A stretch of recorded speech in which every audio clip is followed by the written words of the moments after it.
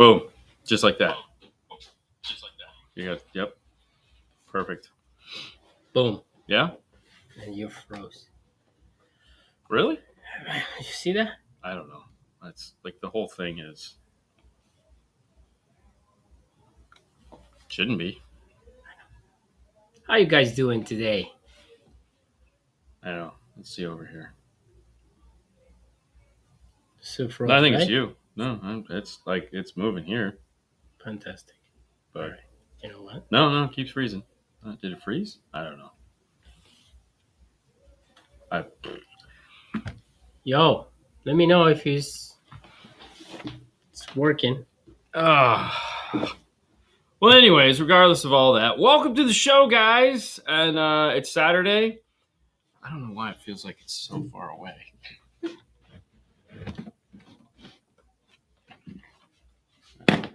You need power, I'm assuming. Yes, that would be There you go. fantastic. Hello, guys. What's going on? Happy Monday, everyone. It's not Monday. Dang it. It's not Monday yet. Okay. All right. So, anyways, we have a great show in store for you today. We're going to do some DSP talk a little bit later on. I know you guys are excited. Ooh, look at that kicker. What? How could that be possible? What? Yeah, I know. It's going to be DSP pretty talk? crazy.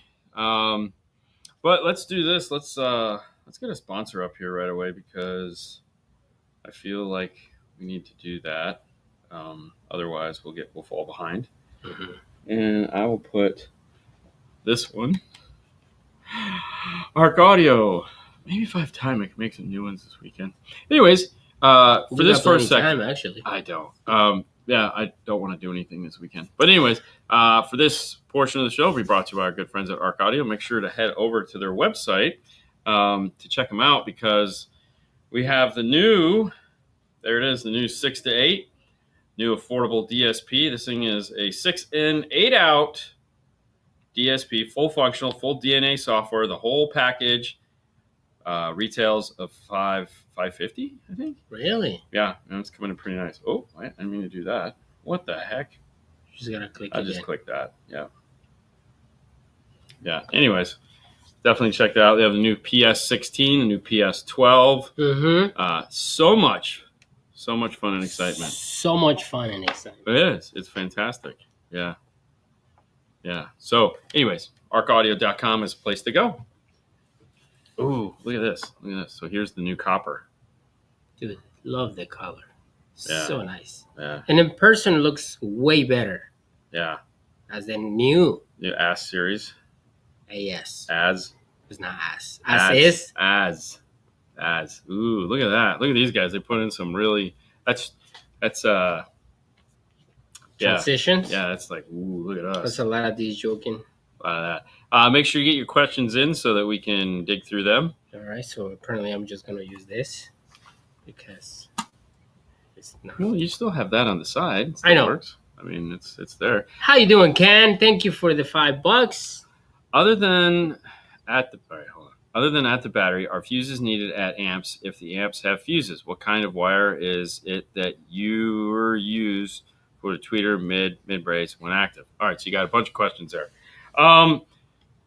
Okay, so this was a fun one that we did a bunch of work on many years ago because, yeah, your amplifier has fuses on it, and it's like, why would I need fuses anywhere else other than at the battery? Yeah. Like, I could just do a power distribution block and everything would be fine. And that was my belief for a very long time. And I was like, why do we need extra? Like, there's a fuse right here. Yeah. And so it was like, cool. Time goes on, talked to a bunch of my engineer friends, and they were like, all right, so here's the deal. A lot of these amplifiers will have internal fusing on it. They're there to protect the internal fusing of that particular amplifier. So that amplifier's power supply, and hopefully nothing will ever get past it. And so if you're paranoid or do it for a living to where you have to be professionally paranoid, then you run into the question of, oh, wait a minute. Do I need fusing on the outside of the amplifier? Well, you may.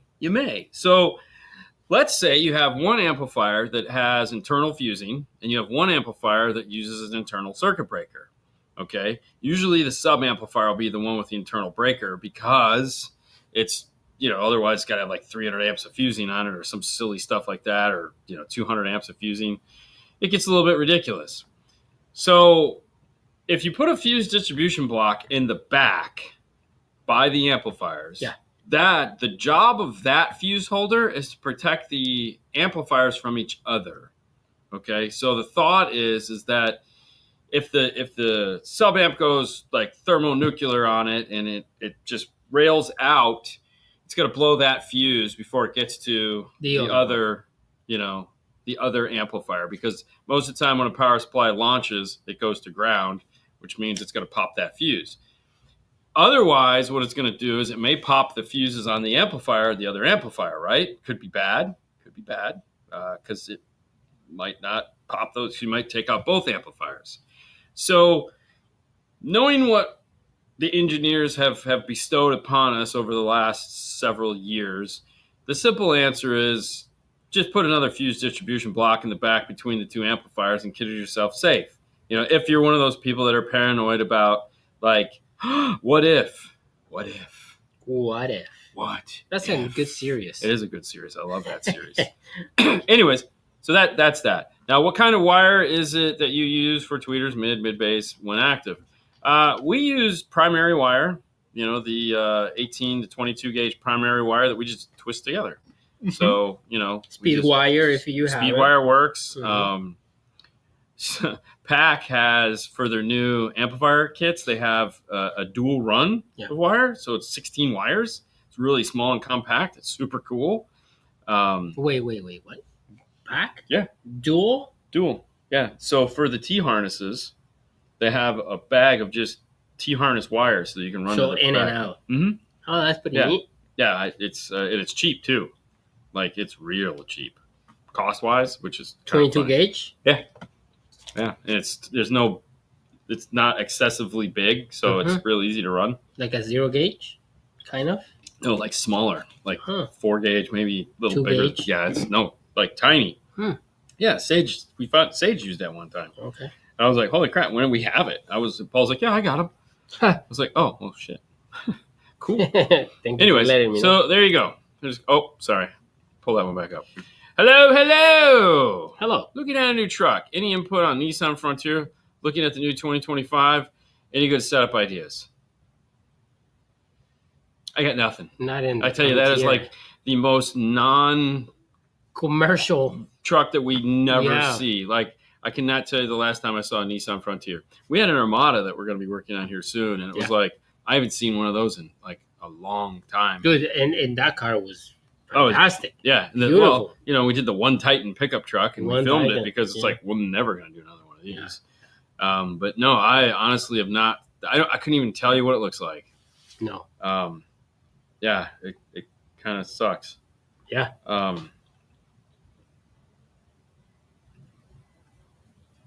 But yeah, no, that's pretty much it. Sorry, I wish I knew more.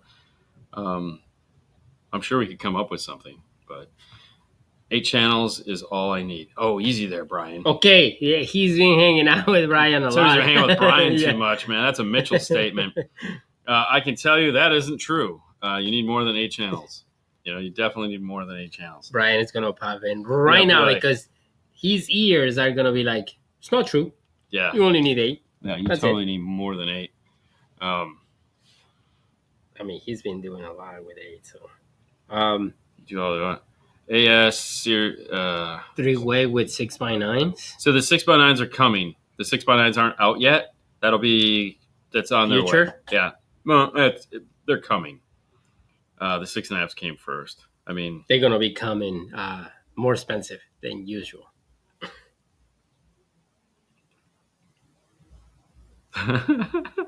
Timmy, I have a Excursion you guys can work on, and a Jeep and an F-150, but I haven't worked on an Excursion in a long time, and I'm fine with that. Yeah, I know, right? Wow, that was back when gas was free, apparently. Yeah. Do different LOCs on stock radios make a big difference? My previous car was totaled, and I bought the same car again, and my sub was all out of whack, with only thing different, likely the LOC. Yes, there is differences in LOCs, 100%.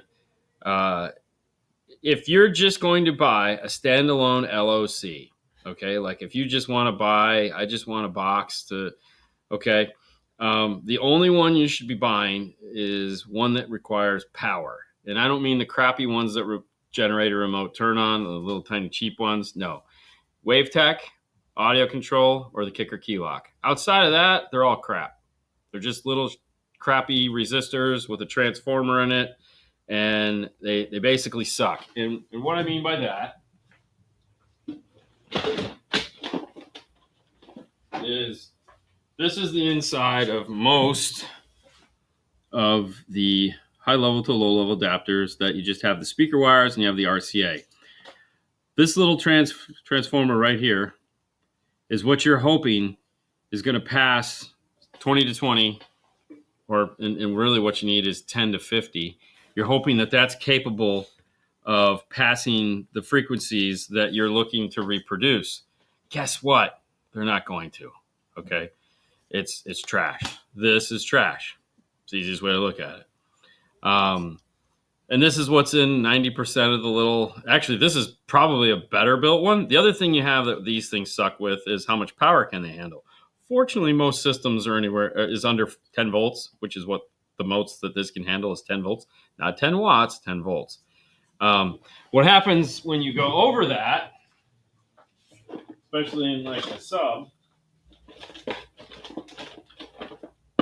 is you melt the crap out of it, like this one. So if you're looking to go in through high level, and most new cars, they're going to have some form of high pass filter built into them, is what we found. So if I'm of like, hey, what am I going to buy? I'm either buying a key lock that's going to do de-equalization, or I'm buying an epicenter micro, because that's fantastic. Now, some of these new amplifiers have some of them have really nice high level to low level built into them. You don't need to do that. Like a good one. So you don't need that. Yeah. No. Yeah, for sure. I mean, but depending on the amplifier, if your amplifier doesn't have a high level to low level circuit built into it. But technically, Brad only needs 7 channels. That's because Brad doesn't understand that his amplifiers have an up mixer rear channel output that can make the rear sound really good. Because if he did, he would want 9 channels so that he could do rear. Yeah. But these guys don't understand what rear speakers are. They think it's a communist plot. What do you think will be like a good 9-channel amplifier? 9-channel input? Yeah, I'd like a 9-channel amplifier. Or I'd like an amplifier I could get 9 channels out of. What I want is, I want enough to where I can do 6 up front, center, and rear. And just talking about the input channels. Oh, input channels? Yeah. Depends what I'm dealing with, but I still think we probably need 10 or 12 channels of input. I mean, if you look at just a basic Honda Civic with an amplified system, you have 5 channels up front, because you have a center. There's 5. There's 4 more in the back. That's 9. And a sub, it's 10. Yeah. That's 10 channels of input. Okay, so if you want to at least do the same system, if you just want to get the same system in there as far as balance fader and all that fun stuff, you need 10 channels at a minimum. Okay. Yeah. They don't have that. Oh, he's calling you. He's like, what? But anyways, yeah, so there's that. But that's okay. It's okay. Okay. I think the inputs are the weird ones. But yeah. I think 12 channels, that would be nice. 12 channels would be good. 12 in, 12 out. 12 in, 14 out would be good.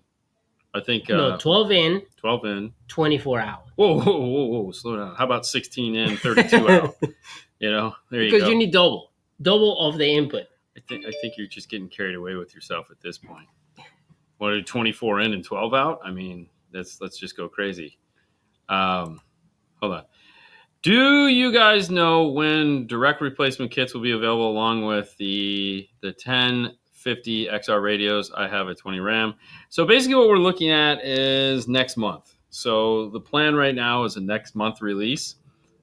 We put 2 of them in at this point. We played with them. The kits are actually all sitting in a warehouse in Dallas, so they're actually all ready to go.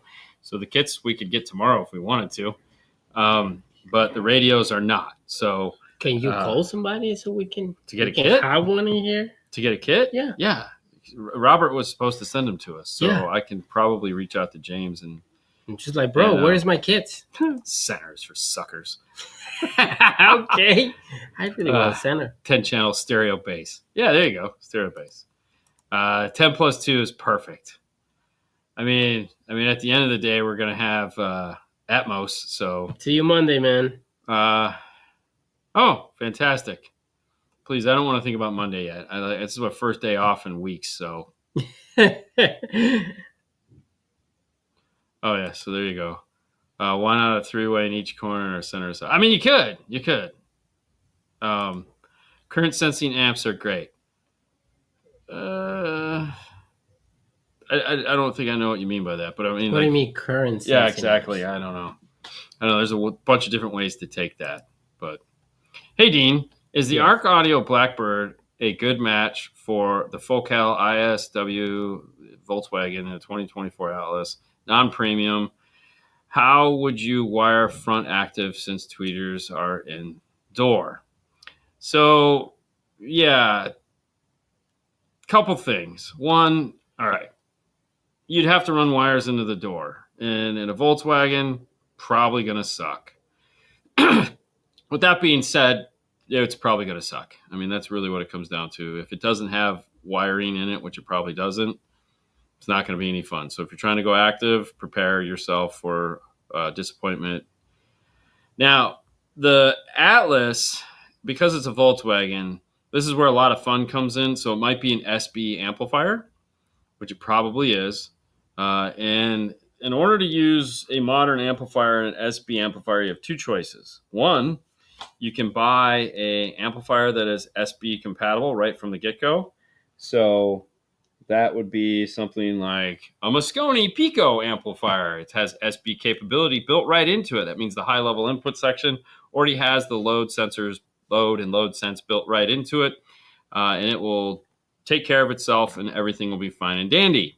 So that is one option. Also, Helix makes an amplifier, but they're not sponsoring the show. So we're going to talk about the Picos. The Picos are capable. The Picos, the 1 series right here, this guy, yep, the 1 and the Pro are all capable of going into the German SB style amplifier config, which is also available on the Bronco. Now, the second choice for that is to use 10 ohm load resistors, which would be purple and you can get from Metra. You'd have to put those in front of it to control the amplifier's input and make sure that the factory radio doesn't go crazy, which it's going to want to. Crazy. So there is that to think about. But yeah, those doors suck. What if also explains using caps on a center tweeter? Cap tweeters. What's that? Using caps on active tweeters. On active tweeters. What if? Yeah. I mean, I'm not a big fan of putting caps on anything. On active tweeters? Yeah. Active, you're using the DSP to do that? So here's the thing. A cap stores a small charge. And if, depending on the amplifier, hopefully most of them have filtering for this. But we've ran into it when you turn the car off and you get the little tick. Mm-hmm. That's the capacitor discharging. Doesn't need to be there. If the product is doing its job properly, it should work. And in my logic is, if I'm worried about my DSP not working properly and it's going to blow my tweeters, I don't know if I want that DSP. Right. You know what I mean? Right. I mean, it's happened before. There's always that chance, but I feel like there's a lot more things that are going to happen before those channels go bad. But that's just me, and I like just living on the edge. Audio Tech Fisher DSP software version 6 can't come fast enough. I'm excited. I agree. I didn't get an opportunity to play with it at MasterTech. I really wanted to, but I was busy. Julian Fisher said, "Oh, you're going to love it." And I go, "I hope so. I want to love it. Our input mixer is so much better." He doesn't sound like that. Yeah, he does. Totally sounds like that. Okay. In my head. Okay. I mean, he's a great guy. I mean, He's dude, fantastic. Julian He's is good. fantastic. He's I mean, very friendly. if he's watching this, I'm just poking. I mean, he was great. Julian's fun. The whole family is fantastic. I've met his mom. I've met his dad. They're great people. I just don't like their input mixer. And he's like, it'll be better on 6. I said, okay. I've even met the kid that designs the software, and I told him to get back to work. Really? Oh, yeah. When we were at, yeah. I was like, wait, you're the guy? What are you doing here? Get back to work. What is needed to change speakers and add an amplifier, but retain stock radio for a 2025 Santa Fe base model? So there again, you need a T-harness for one. So PAC or Metro might make a T-harness for a 2025. If the dash is the same as a 2024 and they have a 2024 listed, then yeah, it's going to be the same harness. So that would be where I'd start there. You want a T-harness so that you don't have to cut anything or go crazy. Second, it really depends what you're trying to do, all right? So this is where this all gets kind of weird. If you're trying to amplify the system, just basic, like I'm just going to put in some speakers, I'm just going to put a little power in the car, I want to add a subwoofer. Okay? Well, I mean, conceivably, sure, you're going to have boring results, but you could just go straight power into them via an amplifier that has high level in, or, LC5I or whatever. And rock out, bro. You'll need load resistors, of course. And you just, I got basic sound. If you're looking to improve upon the sound, meaning make it better, you go, I want to get a DSP. I want a DSP. Something like a Pico or an Anchor Audio, which we just showed you. Those have input DSPs, meaning they have a full EQ section to deal with the factory signal and what it's creating. And they go, oh, that's a lot.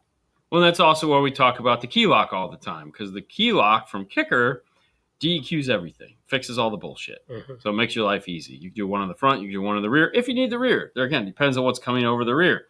And that's where this gets exciting, because you have to sit in the car. If you have backup sensors, where are they coming from? Sometimes there's a piezo in the car that generates all the beeping, has nothing to do with the stereo.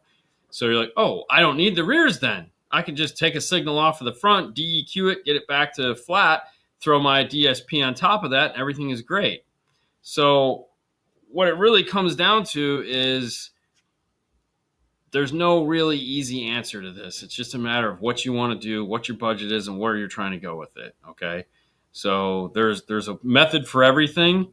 Sometimes it doesn't make sense to do one thing if you're trying to do the other. If like all you want is straight power, it doesn't make any sense to DEQ the system, because you're going to strip it of all the equalization back to flat and then amplify it, and it's going to sound like trash. At least with some of the factory EQ there, it may sound okay. But there again, when you do that, you're just throwing caution in the wind, hoping whatever speakers you put in there sound good with whatever EQ nonsense they put on it. And if you say, well, if I just get it back to flat, that might not work either, because some of the equalization they do is to take in consideration cabin ridiculousness. Like we were tuning a car once on live, and we were showing you DEQing it and inverting and making everything sound better electrically, which only added a whole bunch of crap into it acoustically. So it wouldn't have worked. So anyways, good luck. Hey guys, just got home. Went to the Wings and Wheels event in our municipal airport with my brother. That sounds like fun. Wings and Wheels. First I was thinking chicken wings. Chicken wings, I was thinking the same way. But you're thinking, it's because I'm hungry. There you go. Pro 16 is now shipping. Go get yours right now. I don't see one. I mean, I figured we'd have one here. I want the 6 to 8. I got to be honest. I'm looking forward to the 6 to 8. Yeah? Yeah. And there again, because the 6 to 8 puts a DSP. Twice a week. Damn, Demo Dan. The 6 to 8 puts a DSP in a lot of people's laps, because that price point, like, the DSP Mini was like, a lot of people are like, oh, I want to get a DSP Mini. I want to get a DSP Mini. It's like, it's a 4 to 6. Yeah. It's like, it's kind of not enough. But a 6 to 8 at that price point is like, ooh, with the DNA software, sexy. Anyways, camera list 2015 plus 300 on a compatibility chart, but not on the 2014, which has an RR solution as well as dash kit. But yeah, it lists the 2014 Dodge Ram that uses the same 8.4-inch screen. So here's the thing. There's phase 1, phase 2, and phase 3. And there's a whole bunch of crap going on that, like, I have no idea. Right. Though we've put them in and though we've sat through many a training on these things, compatibility is a chart. I don't understand what it is they're doing with it, okay? Like, I haven't put a lot of effort into trying to figure out the nonsense of that. It could be a typo. It could be a typo. It could just be like there is a reason for it that we don't know yet. With time, we'll answer all questions. And right now, we have way more questions than they have time to answer for us. And a lot of the questions are just going to answer themselves when the product gets here. So it could be a bracket issue. Like there's no the wrong, like they don't have brackets for that because in the box, it just comes with pieces of metal. Mm-hmm. Okay, they're designed to attach to other pieces of metal. Some of that metal has to be in the car. Some of it they provide. So it might be an issue where that year didn't get the mounting was different. And they're like, oh, crap. And they didn't see it. Mm-hmm. And so they're like, oh, well, all right, we'll have to get that on the next go around. Right. I don't know. We'll know soon enough, though. Yay. Oh, go down here to that. Hi. I think the old one was Metra, whatever, Best Buy put in. I think the kicker one that generates its own turn-on sub-sound like it's getting lots more mids even with amp at 60 hertz. There again, so when we go to put a amplifier in a car for whatever reason, the first thing we do is put an electrical RTA on it, such as the IRTA2 that you can get at DNF Tool Drawer. Shameless plug. But the thing of it is, especially in a new car, like every day now, we are pulling out the electrical RTA and we are checking to see what is going on. Because we'll get a car, and like we had a brand new 2024 Armada that was right before the show. We're getting ready to do a system for them.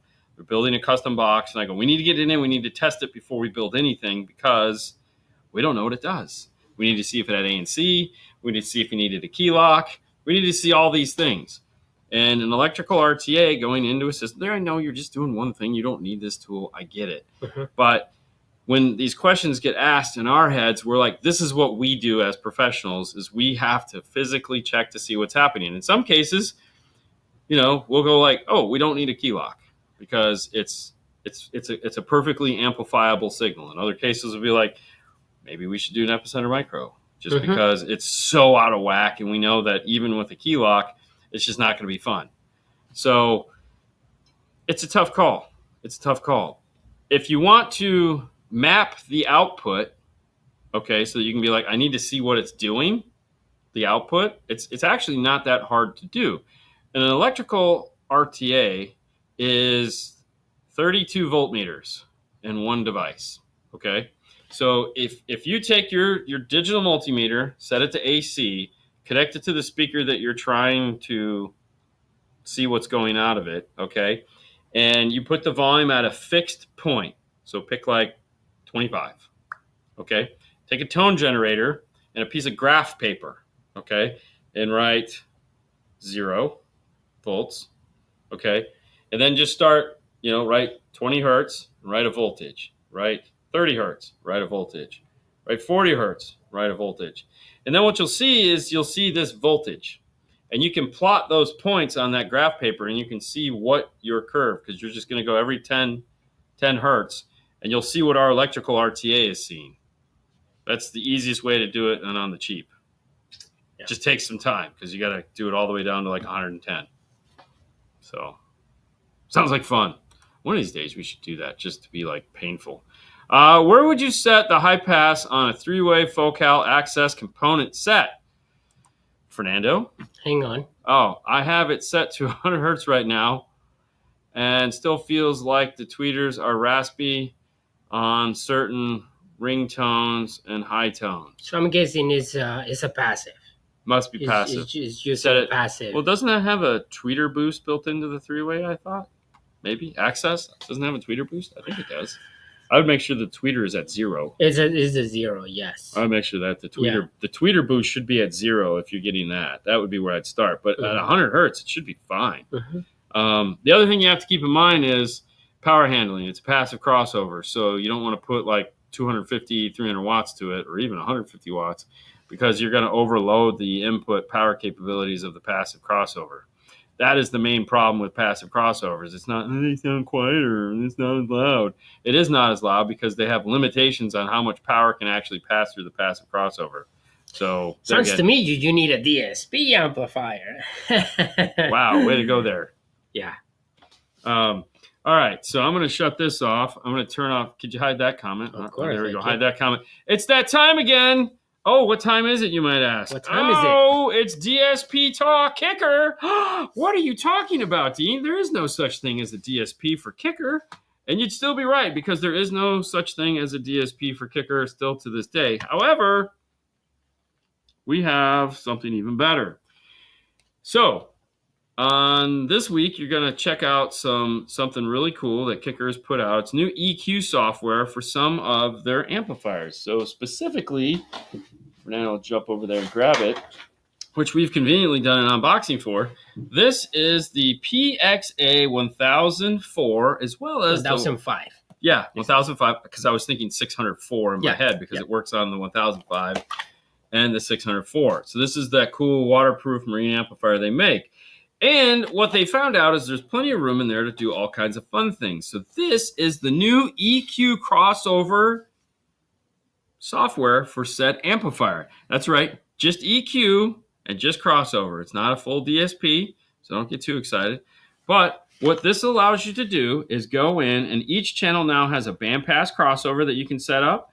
So unlike what it comes with from the factory, which is just dip switches that say 60, 80, and 120 or 110 and something like that, we have a fully functional, we could type in any frequency we want. So we could type in 5,000 if we wanted to, and it will do it. And then we can also select between Butterworth and Linkswell. Linkwitz. Yeah, Linkwitz. I don't know what. Linkswell. Yeah, I know, right? Okay, you spend a lot of time in way too much Canada time talking with these guys. 12 and 24 dB on both Butterworth and Linkwitz.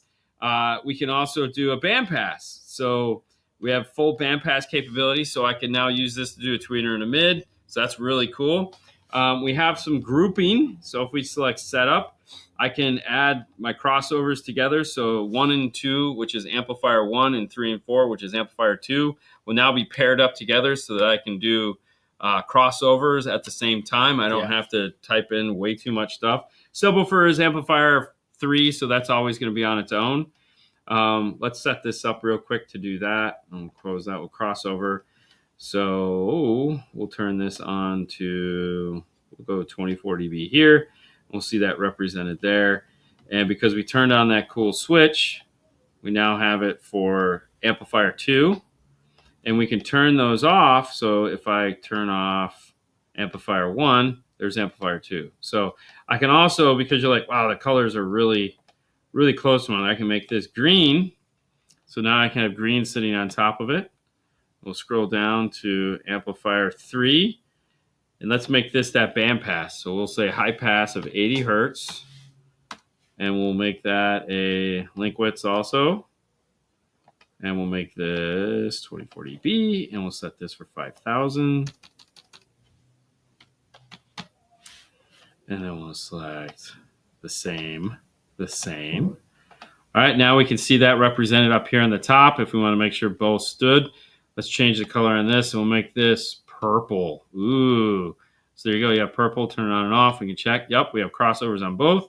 Come down here to the subwoofer. We'll make this a new color because it's really close. So we'll call this, let's go pink, right? Yeah, pink sounds good. Apparently it doesn't like pink because when I clicked it, it didn't. All right, I'm going to go gray. There we go. Oh, there you go. There we go. So we could do a bandpass on the subwoofer, which means we can do a subsonic filter. So we'll do a 15, 12 dB subsonic filter. Actually, we'll do 6 dB. Let's turn it up to 20. There we go. We'll make it like a factory. 22. Got a little excited. And then we can do 80 hertz low pass. Sounds about right. We'll change that so they all match up. Life is great. 12 dB. Yeah. Linkwitz on the... No, I want that Butterworth. Okay. Because I want a gradual drop down. So if I change it to Linkwitz, it's going to... So you can see on the graph how change... I want more boom. More boom? More boom. And then we'll do this, which will give me more boom. Boom.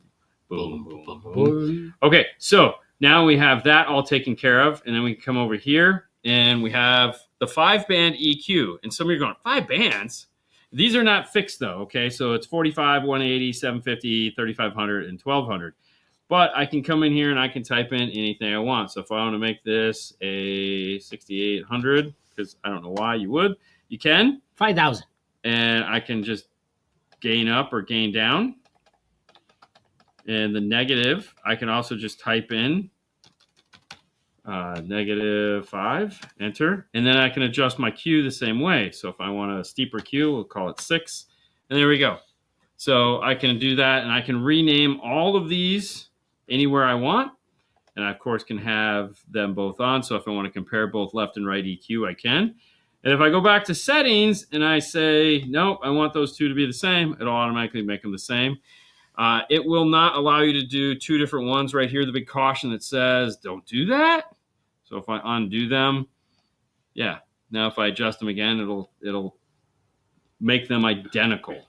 So go back to the one that you had, the crossover. There you go. That's the channel 1. That's channel 1. And then you click on channel 2. Channel 2. And then you set up the same way. Yeah. Or I could, if I want to make an adjustment here. Yeah. And then if I want to look at channel 1 and 2, there you go. Same thing. Mm-hmm. Fantastic. So this is the new EQ software. So if you want to, it's called Power Sports Tune is the name of it right here. And there you go. And that's only available in these amplifiers? That's only available on those amplifiers. So this has been DSP Talk Kicker Edition. I'm like... Yeah. Anyways, it's something new. Now, of course, you can go a lot deeper into it as far as like this week coming up here next week, we'll have a full how to do it, how to plug it into the amplifier, how it all works. So stay tuned for that. I just wanted to show that to you because I know a lot of you guys are kicker fanboys and you're like, and it's like, okay, this is just a side project that came out. That's pretty cool, right? Imagine what's coming in the future. Side project.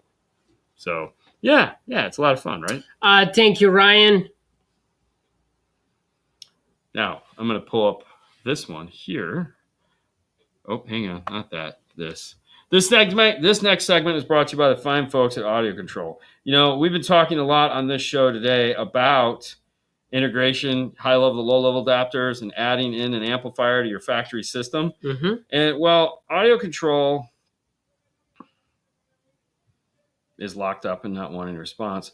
Makes an amplifier called the 800.1, yes, which we've also talked a lot about on this show. Yes. What makes the 800.1, as well as all the Altitude series amplifiers, is they have high-level to low-level adapters built into them, so that it makes installation into a factory system much easier because it has that AudioControl high-level to low-level adapter. This allows you to take that factory radio, tap those 4 wires in, left and right, positive and negatives, and you don't need an external like an LC1i, LC2i, or anything like that, because it'll just go in and make installation easy. So if you have like a pickup truck, which now they have dedicated boxes made specifically for said pickup truck. Why is their website not working today? You gotta kind of, I have no idea. Flip it in between home audio and car audio again. Yeah, it's not doing it. It's like stuck. It's kind of a shame. Anyways, they make the new Chevy pickup. They make the new Dodge, actually the older Dodge, the Camelback Dodge. We just put one of those in the other day. It was fantastic. And of course, they have standalone subwoofer enclosures. But their truck boxes paired up, especially on a factory radio, with the new with the new A800.1. It's a perfect match. Yeah, it's a perfect match. Yeah, and the look is fantastic. So now, let's go with this one. Okay, what is a good 5-channel amp, 75 to 100 watts at times 4 and 1 times 10, shallow sub? Thanks. There again, the A1100.5. Fantastic. High level in, you can see it right there, the little clip. Plenty of power to do what you're talking about, so easy enough to integrate into. Straight power amplifier, very easy to do. Now it wants to work. So here you go. So here is the new boxes that are coming out. Chevy Silverado apparently is just killing it, from what they're telling me. The F-150, One of the things that they talked about too that was neat is the new Jeep Gladiator. That might actually fit the new Dodge Ram. Really? Yeah, they need new brackets, but the box apparently fits between the two little pockets in the floor. Mm-hmm. Sounds fantastic. Guy shopped it the other day. They were like, we were just as surprised as you were. Well, I was like, very yeah. good. D51300, setting up the tweeter full active. How do you figure out how much power with the DSP being 100 watts and the tweeter uses a lot less than 100 watts? So the reality is that as long as you have, okay, so when it comes to setting this stuff up, this is where a lot of the times you got to use your ears, man.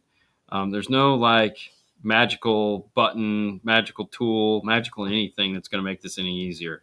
If you have the gain set up properly, the slider inside of the amplifier set up properly, I typically use the tweeters as the benchmark for how loud the system is going to play. Okay, so I'm getting my mid bass as loud as I can get them, okay, without distorting, and then I'm bringing my tweeters up to blend with them.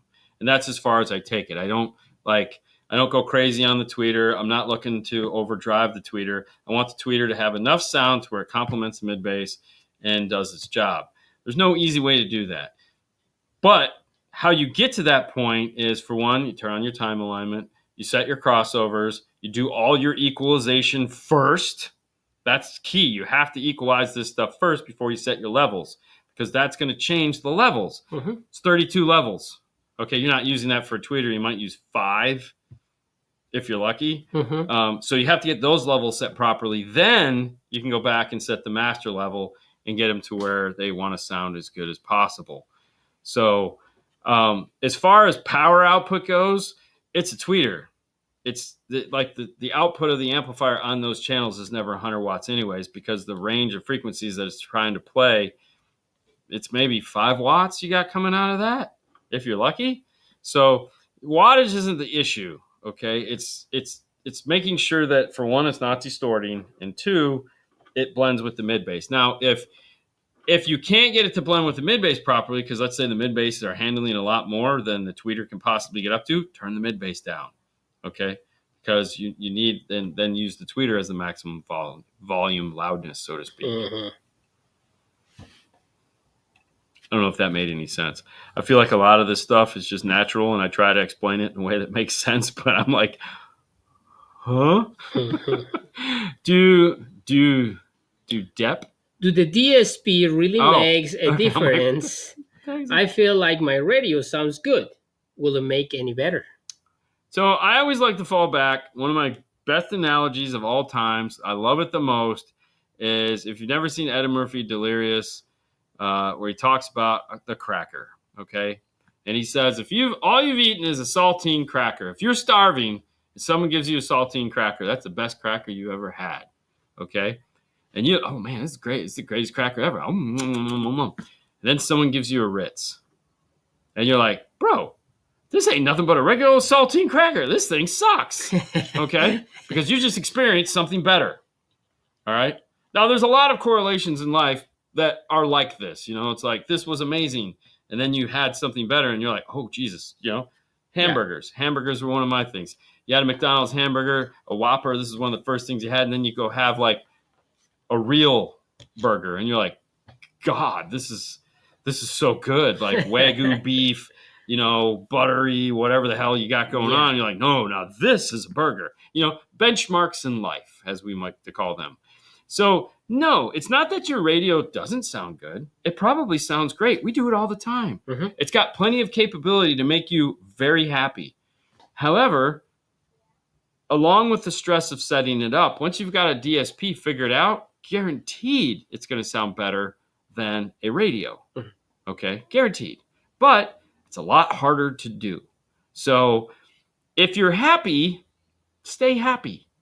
Okay? Yeah. If you want to be like, oh my God, over the moon, well, it's going to take a lot more work, because like they say, the last mile is the hardest.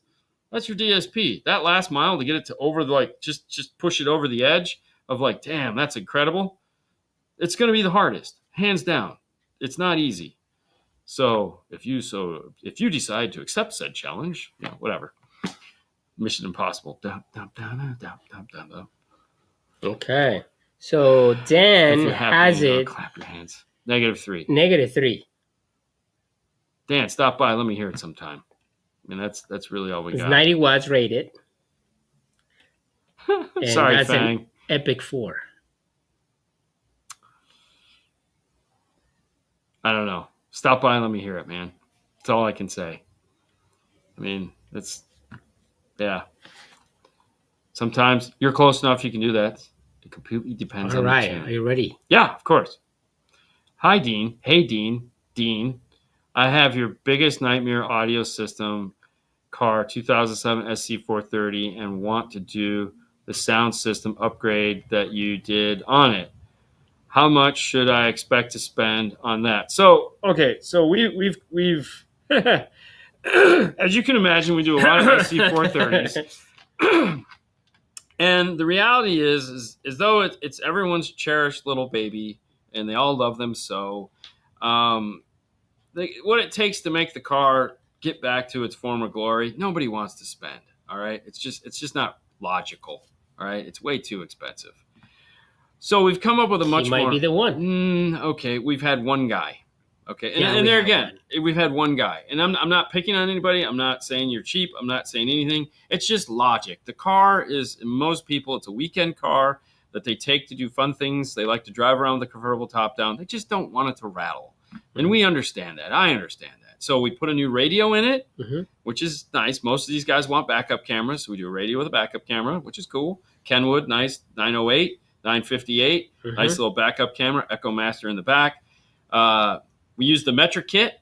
Metra makes a really nice kit for that. We use the Metra steering wheel control interface, so it actually works. Yeah. We go with the Kenwood 803.5, 5-channel amplifier. We put 6902s in the front door, meaning we lose the tweeter, get rid of it.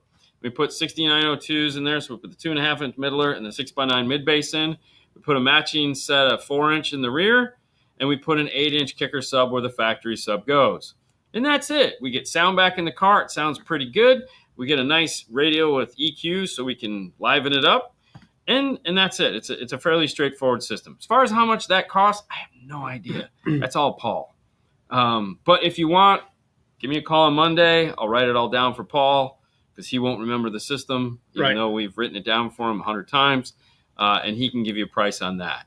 But that's really the easiest system, because the problem with the car is all the speakers are dry rotted, right? All the surrounds are gone.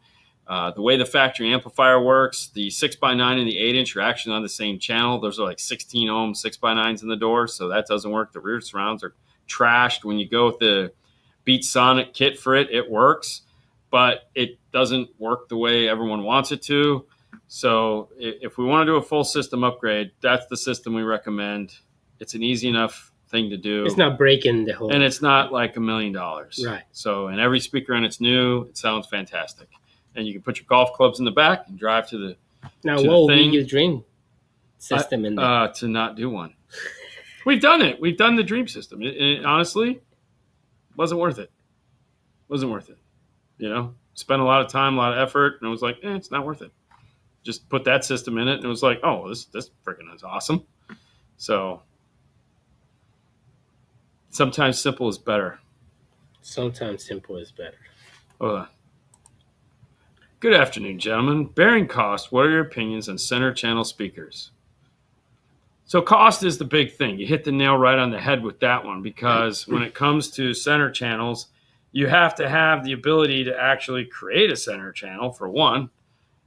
Most equipment doesn't have the ability to do that. So like you'll find these generic DSPs, we'll call them, that say center. It's not a center. It's just like a mono output. If you want center, you need an up mixer. So most of the higher end equipment had like Arc, Moscone. We'll just stop there. You kind of, keep going if you want, but those have center channel up mixers built into them. So the other thing too, and this is the problem that I have with manufacturing side, is that no one gives us a dedicated channel output for a center channel. So like they give us an 8-channel amp instead of a 9-channel amp, or they give us a 5-channel amp and the 5th channel is for a subwoofer, not a center channel. So in a perfect world, we'd have 3 channels directly across the front, One of them is dedicated for center with an up mixer attached to it so that we can get a true center channel.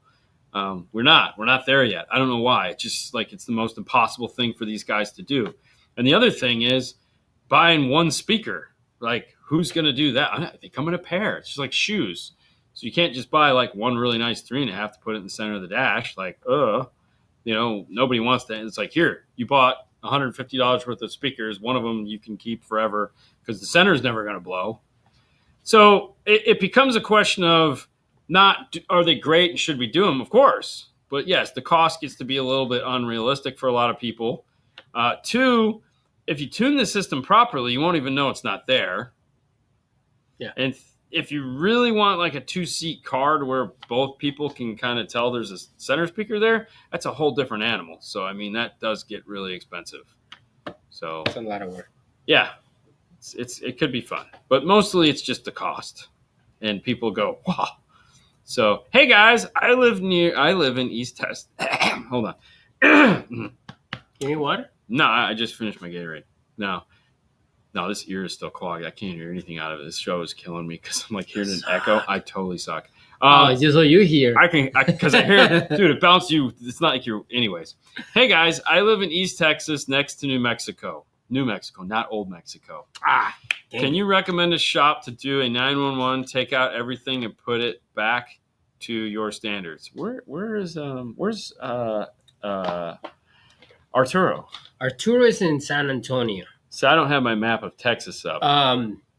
But Texas, you can go and check Jay's tent. That's in Dallas. That's like no. So I think San Antonio is closer. Yeah. Oh yeah. Okay. Yeah, because Dallas is like on the west side of Texas. So you can. San Antonio's on the east side, closer to. What's the name? Do you know the name of Arturo's? Art.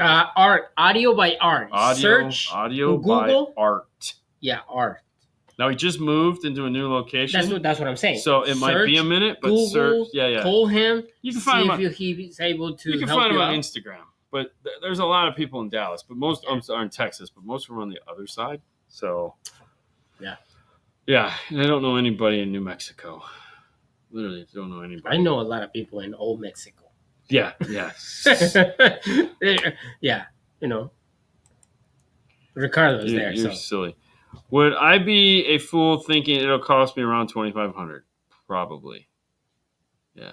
Oh, probably more than that. Yeah. So the average system cost right now for a really, really, really, really, really basic system is probably about $3,200 to $3,500, and that's like really basic. That's no DSP. Very basic. Yes. Maybe some front speakers.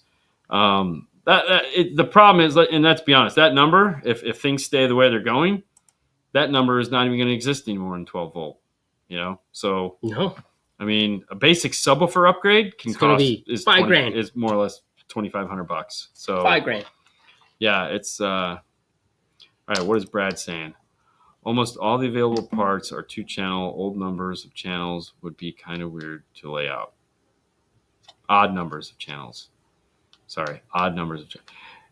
Yeah, and I know. We can't make a 3.5 either. You're killing me, Brad. You're just killing me. Okay, so bridge the channels. Take two 15-watt amplifiers, make them a 30-watt. Take two 35-watt amplifiers and make them a 60-watt. Bridge the amp. Just pre-bridge. It's always going to be 4 ohm. It's never not going to be 4 ohm. Just bridge a channel. I don't know why that's so weird. Just pre-bridge the channel. It's 4 ohm. I mean, you know what I'm saying? Like, if I was to do it, I'd take a 4-channel amplifier, make it a 3-channel amplifier. I'd just pre-bridge the amplifier internally. Be like, here's your center channel output. 1 RCA, done deal. I mean, why make it hard? It's because they're engineers. They got to think of everything on a bigger scale. It's like, don't think of the I can'ts. Think of I cans. Just give me a switch. Just make the I cans. The I cans would be, I could just take a lower wattage 2-channel amplifier, okay, and I bridge it, and I internally bridge it, so I have 2 terminals. Yeah. And there we go. It's all just circuit board. That's it. I can't look at a circuit board. He sent it to me, and we're going to be on the phone for an hour, and him just trying to explain to me what's going on. But in my mind, which is not engineer, same number of parts, bridge externally. I don't want to bridge it externally, though, because we're not that smart. Remember, we're installers. We're stupid. You're supposed to be the smart one. So, and that's what we have to do. We have to bridge it externally, but I don't want to. I want it to be unique and be like, we have a center channel output. It's a marketable thing. Dude, that would be cool. What? I like that name. The ARC DNF series. Yeah. That would be cool, right? That's a good name. Yeah. I mean, he's down. I just have to pay for it. Hi, guys. We have a Volkswagen ID4. Ooh. Okay. Yeah. Have you added an amp and upgraded the speakers on one of these? My understanding is the center speaker makes it wonky. No, we haven't. No. No, we haven't. No. Unfortunately, that car is not popular here. No. At all. Like, I don't even see that car driving around. Yes, the perfect center channel amplifier, the ARC Audio X2 2500.1, internally bridged. There again, you would never know it's internally bridged. Okay, that's the thing. You would never know. You'd never know. Because it would just be 4 ohm only. Here's the set. There you go. Done. Mm-hmm. You know? It'd be cheaper. It wouldn't be the same amount of parts because I only need 2 terminals now instead of 4. Ha ha. See? Look at that. You have to redesign the whole amplifier. Saving you money. Just a piece of jumper inside. Anyways, that last segment of the show is brought to you by the fine folks at focal-audio.com. If you're looking for some plug-and-play speakers for your Volkswagen, head over to Focal. Check out Focal Inside. They make fantastic little simple plug-and-play speakers that just go right. It even comes with the rivets in the box, so if you have to drill those god-awful Volkswagen rivets... It's not like you have to. Yes, I know. You have to. Well, you just rip it off, be like, screw you. Yeah. But they're in the box, so you can rivet your new speakers right back in, and everything is fantastic. It said feelings. Is it worth it for the feeling when the system is louder? I mean, since we're getting all emotional, I feel like, yes, everything is worth the feeling. I mean, yes. Who doesn't want to feel good? You know, my feelings hurt when I listen to music. Your feelings hurt? You cry and turn to weep? Yes. Why? Because it sounds awesome. to me like you're listening to crappy music. I Probably. I want to be uplifted and ready to go. I have to start putting these things in here. Dude, on my way to do my class at 8 o'clock in the morning. Yeah. Because I can't drink tea because I get heartburn. I put my earbuds in. Yeah. And I was right outside the staircase, as always, when I stay at a hotel for some freaking reason. Okay. So I was on the 8th floor, so I took the 8th floor down, jamming out to some Franz Ferdinand, walking over across the street, just getting ready, getting pumped, playing my hype music. And I was like, and then it was like, boom, I'm there, and then everyone wants to talk to me. I was like, damn it, I just want to be left alone and just be like, yeah. Image dynamic subs are fantastic. They're still made by the same guy that invented them years ago. Powerbase bought him. It's him and a dude, and they're just putting the subs together, and that's all they do. Yeah, they're fantastic. Thank you for the 5, Brad. Thank you for the 5. And where can we get it? I don't know, Fernando. Isn't that your job? Where you can get it? Oh, no, but you still have it. It doesn't matter. Man. It should be up there already. I mean, you can pick up your IRTA too at DNF Tool Drawer for sure. That's right. I'm pretty excited. And you tag. Yeah, it comes with you can get your little if zipper you buy puller. an IRTA, you do get a zipper comes puller. With it. Yeah, as long as they're doing their jobs. Yeah. That is fantastic. ID Max is nice. It is nice. ID Max is a sexy sub. I always like that sub. Yeah. But anyways, with that being said, we're going to shut this guy off here. We're going to give a big thanks to all you guys for tuning in this beautiful Saturday. Now, just so you know, Monday is going to be on Tuesday. So the Monday show will not be Monday. It will be Tuesday because we have to go to a training. So we bumped it ahead today. I apologize. I know everyone looks forward to Monday, and we're going to screw it up and put it on Tuesday. I'm sorry. Training. Yeah. Are you going to teach it? No, John Myers is going to teach it. So just keep doing this to me the whole thing. Nothing against John. I just these things put me to sleep. That's why I teach and I don't receive. That's weird. I know. I don't know what I don't know what to say. I mean, the only way for me to stay awake during a training is if I'm at the front of the class.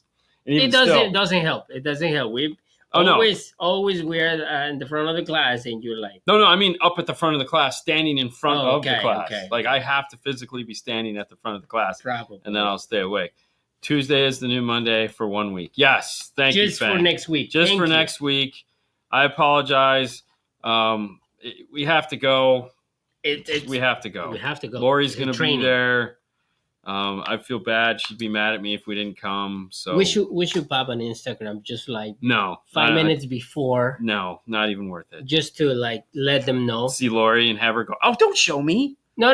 Just to let people know. Yes, we will. Yeah, I know. Plus, I'll put up a thing that says sorry. Correct. Shows on Tuesday. But thank you guys so much for tuning in on this beautiful Saturday. We'd like to thank you for tuning in. We'd like to thank Focal, Visconti, Gladen, Arc Audio, AudioControl, and anybody else that decided to play along with us on this show today. Yes. And yeah, that's all we got. You guys have a great Saturday. We're out of here. Bye, guys.